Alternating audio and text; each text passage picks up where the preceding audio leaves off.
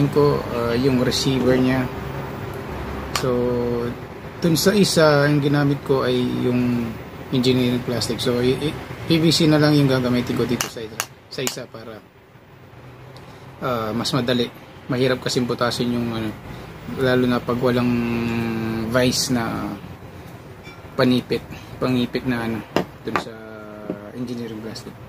So ang kakailanganin na material, ito yung stainless steel rod, at dito dinagyan ko na ng tape dito sa baba. Binalot ko na ng binalot hanggang sa makuha ko yung sukat ng butas ng PVC. So ang purpose nito, siya yung gagamitin ko na parang guide pag bubutasin ko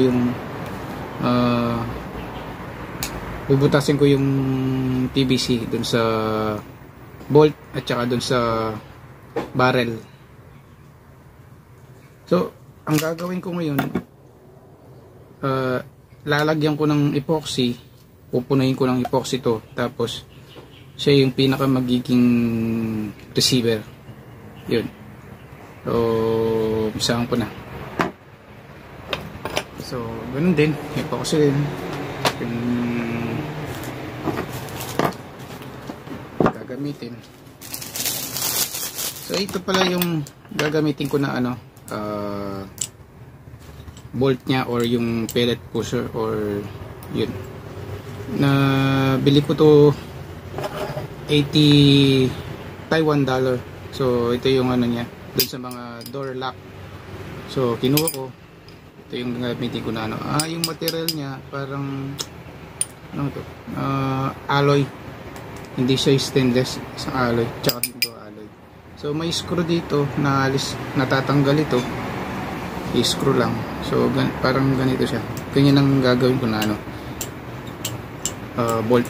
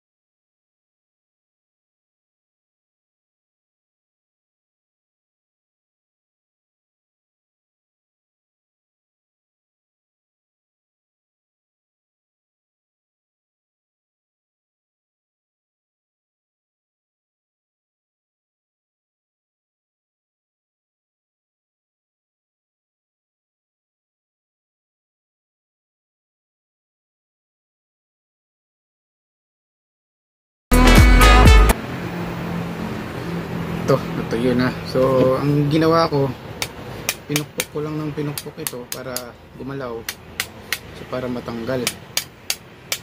So ayan, medyo hihilain lang to para maalis na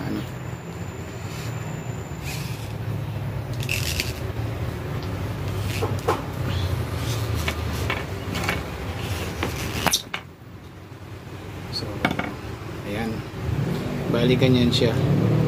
So yung butas na yan, yan yung guide para pag di-drill ko, may guide na, hindi na ako mahirapan. So parang medyo hindi diretso, pero hindi tayo mahabol pa yan. Okay lang, sakto lang.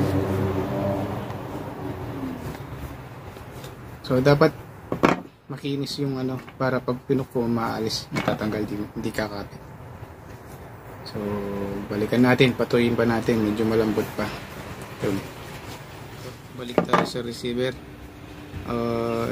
Ito may mga butas na siya. So i-explain ko lang yung mga guhit na to. So itong guhit na to para dito sa ano yan, sa barrel. Ito siya, barrel. So hanggang dito yan papasok, hanggang dito yan. Yan.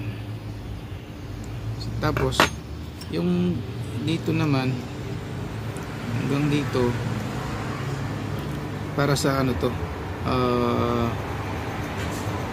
bala, yung daanan ng bala sa ano siya. Bali yung sukat nito is 6mm, ito 8mm yung butas sa loob. So ito yun 6mm. So itong parte naman to dito sa ano, dito yung bolt na ano, sa cocking niya. So kapag ikakak siya, so hanggang dito lang yung ano, so hanggang dito lang siya, hanggang dito lang siya. So bali yung bala dito linalagay, ganyan siya.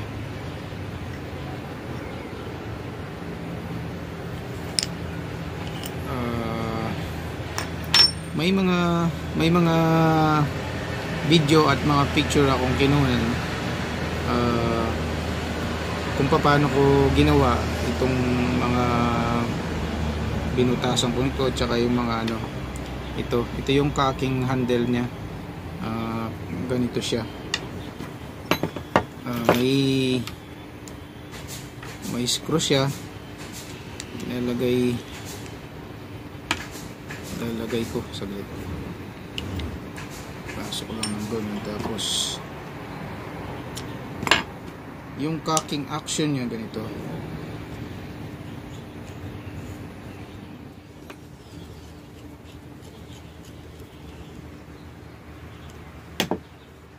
So ganito siya.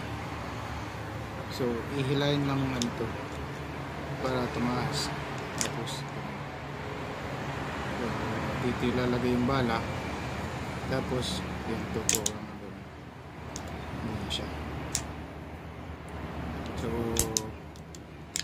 hindi ko pa nakalagay sa ano, medyo mahirap pang hilahin. Ganyan siya. Yung dito, yung butas na to, diyan yung ano, yung transfer port na ano, dadaan yung hangin. Yan. Ayun. May mga video at pictures na ginawa ko